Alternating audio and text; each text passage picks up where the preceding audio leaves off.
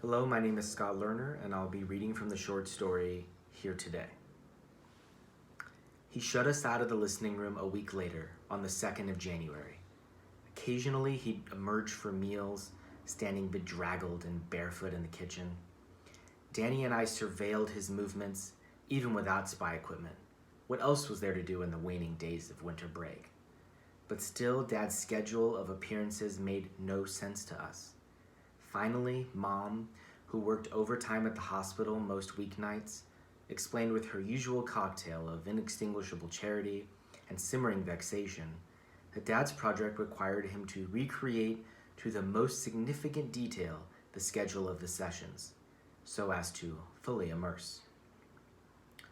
The 300 records, she explained, contained every second of the infamous January 1969 Get Back sessions, during which the engineer rolled the tape from the moment the band walked in the studio and began chatting to the moment no Beatles remained in the building. Immersing himself meant becoming a member of the band. If they were jolly or churlish, so was he. If they braked from noon to 1, so did he. If they mentioned a craving for tea and crumpets and jam, he drank Earl Grey and toasted whatever bread happened to be in the house, until the shipment of crumpets from England arrived. His immersion was so all-consuming that he let our sheepdog, Martha, out and leave her there overnight. He'd often sit in the kitchen with an elbow on the table, palm supporting his forehead, as if consumed by artistic rumination. Interrupting him earned us a verbal lashing, especially on fraught days. Then he'd return to the listening room without explanation or apology. Sometimes he wouldn't re-emerge for days. We attempted to access his project by pressing our ears to the closed listening room door, and all we could hear was a band that couldn't sing in key or stop talking or laughing long enough to make it through a single song. Why would Dad imprison himself with such awful noise? It made no sense to us.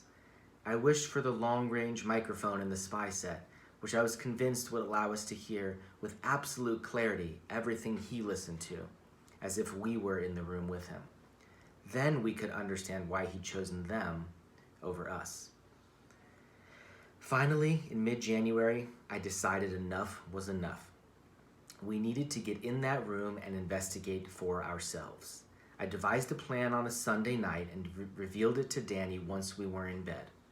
When Mom comes and turns off the light, we'll feign sleep, I said. We'll get the emergency flashlights out, tiptoe down the hall, and spy. We'll be spies. I know exactly what to do. Just follow me. After Mom came and went, still smelling of the hospital, Danny tried to back out because spying on Dad was wrong. He didn't want to get caught, but I could not be swayed and knew if I got things going, he'd join me. Danny could not handle letting anyone down. We waited until silence gripped the house. With flashlights pointed just ahead of our cautious feet, we moved down the hall toward the listening room. As we approached the closed door, I turned my flashlight off. Danny did the same. We placed our ears against the cold wood. You hear anything? No, Danny said. Maybe we should go back. Go back? This is our chance. We are here and Dad isn't. We have to go in. Open it, I commanded. We're spies, remember? But you have to go in first, he said. I will. He held the brass doorknob with 2 hands. Looking at me with a blankness that is now forever the image I see of his face, he turned it and pushed the door open. In an instant, the barrier was lifted. Whoa.